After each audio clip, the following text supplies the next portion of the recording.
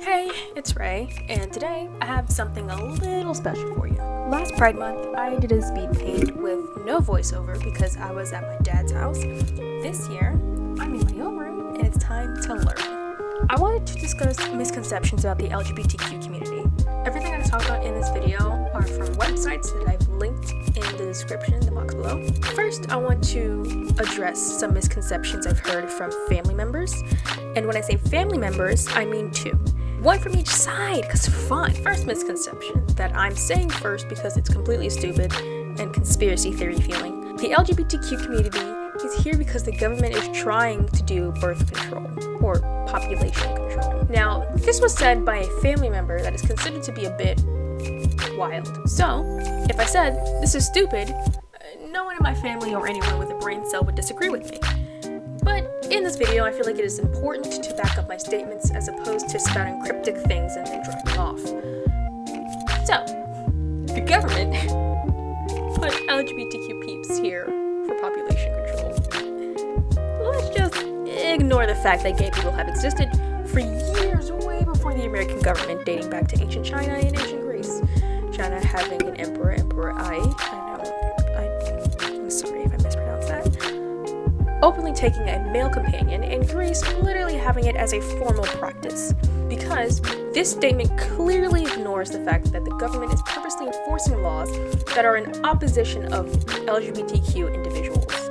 For example, the legal restrictions of health care for transgender youth in Georgia, Kansas, North Carolina, South Carolina, Ohio, and West Virginia, which are all bills that were passed this year. Then there are some instances where transgender people have experienced some sort of sexual harassment by police or ignored by them when needed. Trigger warning here, sexual assault. Joan Foish, I hope I'm saying that correctly, a 23-year-old white trans woman, attended a Seattle protest against police violence towards black people like Dade and Floyd. But after getting arrested while protesting, Foish was sent to a men's jail by the King County Correctional Facility staff after disclosing that she's transgender. While there, Foish's cell was positioned opposite of a man who kept exposing his genitals to her. She also suffered verbal sexual harassment from other prisoners. Despite repeated protests, she said guards mostly ignored her while she sobbed in the corner of her cell. At some point, staff let this man out of his cell, at which point he pounded on her door for 15 or 20 minutes, making sexually explicit comments. Eventually, after repeated requests, prisoner staff removed the man from the cell opposite Foish. In 2018, a 52-year-old trans woman in Massachusetts named Angelina Resto sued the state prison system after she was housed in a men's prison facility after being convicted of a non-violent crime. Resto had transitioned more than 4 decades before her conviction, and yet the prison system housed her with men. She claimed she was repeatedly sexually harassed and assaulted by other prisoners as well as prison staff. Just some happy news because this was very heavy. Resto won her suit and became the first trans woman in the country to be transferred from a men's prison to a women's facility, according to the attorneys at LGBTQ Legal Advocates and Defenders. Obviously, my family member isn't the first to bring this up. Apparently Plato, Jesus Christ, also thought that the government was trying to do population control. I'm not ignoring the infertile nature of several different LGBTQ relationship pairs, but the statement is weird, sort of implying that people are in the community not because they're in the community, but because they are government plants. Why do lesbians go for women that look like men? This statement implies it's wrong for a lesbian to be attracted to a female with more masculine features, despite still being a woman. Gender and sex isn't determined by clothes. A girl can put on boxers all she wants to, but if she identifies as a woman, she's a woman. Also, not like this family member would know this, but there's a possibility, since I didn't see them, that they could have been transgender, or the other woman's sexual orientation isn't lesbian. The clothing we wear obviously does not determine the gender of someone. Like, men literally used to wear wigs and high heels, but when women started to, they stopped because it wasn't manly anymore. I think of people like Sam J when I think of masculine lesbians. Does she not deserve the love of a woman just because lesbians have to be and should be attracted to more feminine females and feminine females only? Gender norms are but a concept and have changed drastically over the years. Speaking of gender being a concept, Hawaiian culture literally has and always had a third gender that wasn't male or female. And in Haitian Creole, there aren't really pronouns either. Sure, there's still the concept of man and woman, but everyone has the same pronouns regardless of gender. Those were the appetizers. Now it's time for the meal. Children are just too young to know that they are LGBTQ. Youth actually found that 75% recalled feeling different in childhood, and that awareness of difference usually comes between 4 and 12 years old, as early as 8 years old on average. Most first identified as LGB between 12 and 16 years old. The average age for first identifying as LGB was 14 for both boys and girls. One study of transgender youth found that the average age of talking about gender being different was 5 for trans girls and 8 for trans boys. And it is not uncommon to do so as early as 2 to 3 years old. I promise you, telling a child that they are too young to understand how they feel can hurt on 2 levels. 1, it implies that you know what they want, which is not how people's desires work. And 2, it will only confuse and or discourage them from trying to find out what their identity is. If that's your goal, I pray to the sky that your kid will be alright. Instead of fearing your children's possible sexual orientation or gender identity, you should tell them not to feel pressured to put a label on how they feel in the context of gender and sexual orientation. Bisexuality is a phase, so bisexual youth will eventually identify as gay, lesbian, or straight. Being bi is very real, and studies show that both LGBTQ youth and adults show that the percentage of those identifying as bisexual, around 40%, is larger than the percentage of those identifying as other sexual orientations. The being bi is a phase myth is very harmful. Young people who identify as bisexual can feel dismissed, mocked, or stigmatized by peers because of this myth.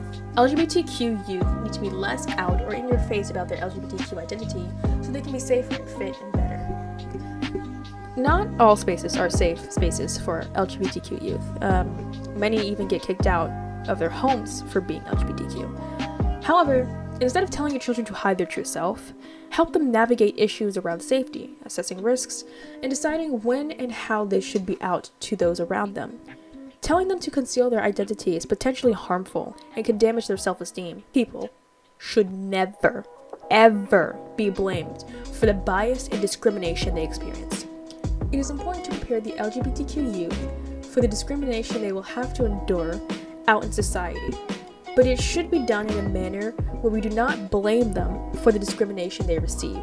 People become homosexual because they were sexually abused as children, or there was a deficiency in sex role modeling by their parents. Many anti-gay rights activists claim that homosexuality is a mental disorder caused by some psychological trauma or aberrations in childhood. This argument is used to counter the common observation that no one, gay or straight, consciously chooses his or her sexual orientation. A side effect of this argument is the demonization of parents of gay men and lesbians who are led to wonder if they failed to protect their children against sexual abuse or failed as role models in some important way. Arguing that gay couples are more likely than heterosexual to raise gay or lesbian children through modeling gay behavior. The truth is, no scientifically sound study has definitively linked sexual orientation or identity with parental role modeling or childhood sexual abuse. Associations of the gay and lesbian psychiatrists that deal with gay, lesbian, and bisexual issues that sexual abuse does not appear to be any more prevalent among children who grow up and identify as gay, lesbian, bisexual than in children who grow up and identify as heterosexual. Similarly, the National Organization on Male Sexual Victimization notes on its website that experts in the human sexuality field do not believe that premature sexual experiences play a significant role in late adolescent or adult sexual orientation, and added it's unlikely that anyone can make another person gay or heterosexual. Advocates for Youth, an organization that works in the US and abroad in the field of adolescents' reproductive and sexual health, also has stated that sexual abuse does not cause heterosexual youth to become gay. Conversion therapy, or rehabilitative therapy, is an acceptable medical intervention for young people. Conversion therapy is harmful, completely discredited, and no child should ever be subjected to it. In fact, SAMHSA and the Admin on Children, Youth, and Families prohibits any child welfare agency from subjecting a child in out-of-home care to conversion therapy. Conversion therapy is rejected by all mainstream medical and mental health organizations. Conversion therapy has not proven to change a person's sexual orientation, gender identity, or expression by any credible scientific study. Both individuals, Dr. Robert Spitzer, who once offered a flawed study of reapprative therapy and has since denounced the study and has apologized for endorsing the practice, and groups, Exodus International, that have previously supported conversion therapy have said it is ineffective. Not to mention, it's banned in 16 states. Conversion therapy can lead to depression, anxiety, drug use, homelessness, and suicide. In 2007, a task force of the American Psychological Association undertook a thorough review of the existing research on the efficiency of conversion therapy. The report noted that there was very little methodologically sound research on sexual orientation change efforts, SOCEs, and that the result of scientifically valid research indicate that it is unlikely that individuals will be able to reduce same-sex attractions or increase other sexual attractions through SOCE. In addition, the task force found that there was no methodologically sound studies of recent SOCE that would enable the task force to make a definitive statement about whether or not recent SOCE is safe or harmful and for whom. So, there you go. Debunking some misconceptions. I have all the websites and articles I used for this video linked in the description below so you can view it in its entirety. I'm not going to read the whole thing because time, and I'm sure neither of us want to do that. But I don't want to end on that kind of note on Pride Month. If you are someone trying to help out the LGBTQ community, whether it be the youth, the adults, or the elderly, there's things you can do. Listen to them. You can help LGBTQ youth by helping them navigate and understand themselves by listening to them. Don't tolerate hate speech, like "that's so gay" or the F slur, showing that you can be a role model for kindness or inclusion. Show young people that they can be authentic around you. Almost half of the LGBTQ youth surveyed that they've muted their self-expression or are rethinking their future plans because of the election. It is important that they have someone they can trust, so they can be themselves around someone, as opposed to suffering and repressing their feelings. Take action at the local level to create safe spaces. Does your community have places that are safe for the LGBTQ community? You should consider asking your local school to add more inclusive policies. Stay informed. This to me is the most important thing you can do, the most influential in my opinion. Stay informed. Someone I want to quote is someone you've most likely heard. Read a book or something. Just don't burden me with the responsibility of educating you. It's incredibly exhausting. Bo Burnham. I feel as though a lot of time and perfect conversation topics are wasted due to the purposeful or non-purposeful ignorance, simply not knowing things about the LGBTQ community. And to be honest, I wouldn't really have a problem with that if those ignorant people weren't making the laws of this country or saying adamant statements against or about the LGBTQ community without fully understanding or barely knowing anything about them. You might be at a point where you're trying to learn more about the community or try to learn how not to offend them. You don't want to harm anyone, you just want to understand. The best way to do that is educate yourself. I recommend looking it up on YouTube. There are phenomenal videos on there discussing different issues and discussing the nuances of these issues into fuller depth. Heck, I might even make a playlist for the education of the LGBTQ community. I also recommend looking up the basic terminology in the community. It would make watching said videos easier. But I would also like to tell a message to my fellow queer youth. As exhausting as it can be to help educate those unaware of the truths about the LGBTQ community, and those who blindly believe misconceptions, it is important and rewarded when we talk to the right person. I made the mistake of thinking my grandmother didn't understand on purpose due to her religious background and other things that have happened. But if anything, she's been one of the most accepting on my dad's side of the family.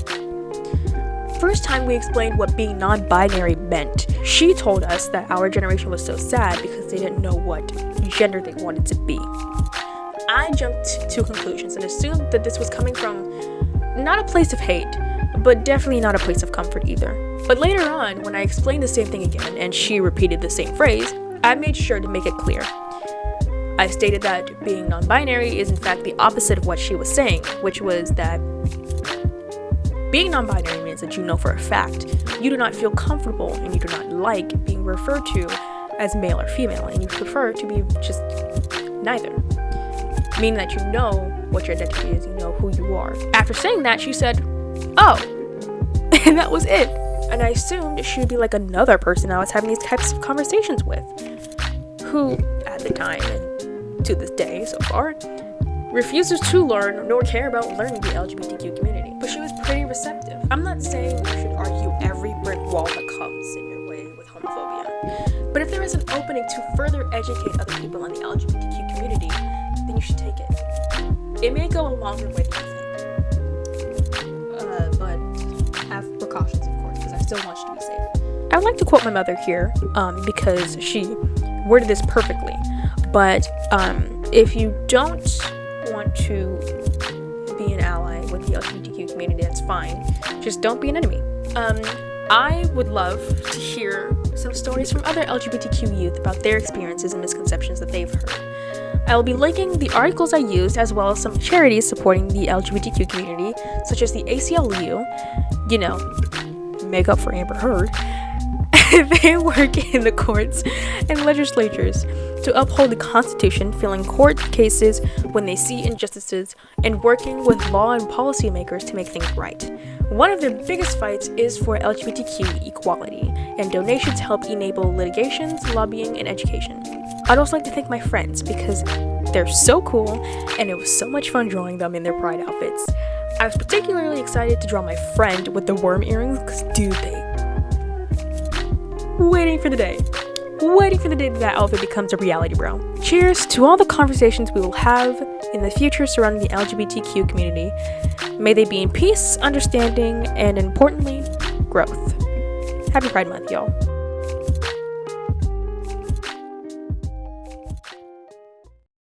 And now,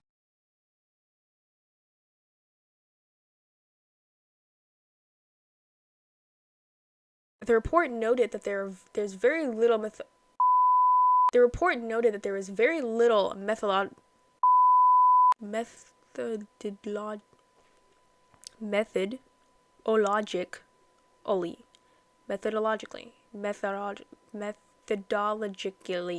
What the f? I know how to say this word. Methodologically. Siri. Methodologically. Okay, so I was saying it right, it just sounded wrong.